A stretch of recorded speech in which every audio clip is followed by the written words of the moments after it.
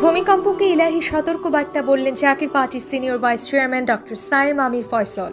সারা দেশে সকালে অনুভূত হয় ভূমিকম্প। কয়েক সেকেন্ডের এই কম্পনেই মুহূর্তে আতঙ্ক ছড়িয়ে পড়ে শহর জুড়ে। এই ভূমিকম্পকে আল্লাহর পক্ষ থেকে সতর্কবার্তা হিসেবে আখ্যা দিয়েছেন জাকির পার্টির সিনিয়র ভাইস চেয়ারম্যান।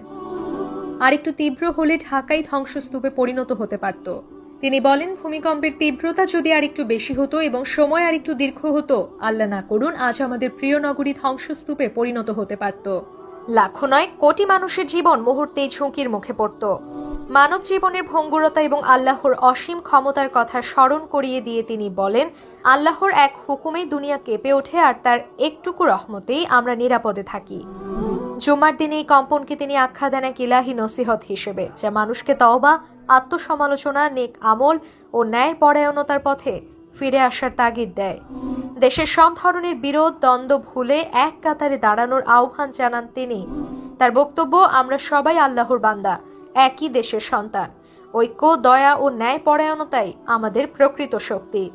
দেশ, পরিবার ও জনগণের নিরাপত্তার জন্য আল্লাহর রহমত কামনা করেন জাকির পার্টির সিনিয়র ভাইস চেয়ারম্যান। প্রার্থনা, আল্লাহ যেন আমাদের সব বিপদ আপদ থেকে হেফাজত করেন। রিফাত সামিরা চৌধুরী, মানব কথন।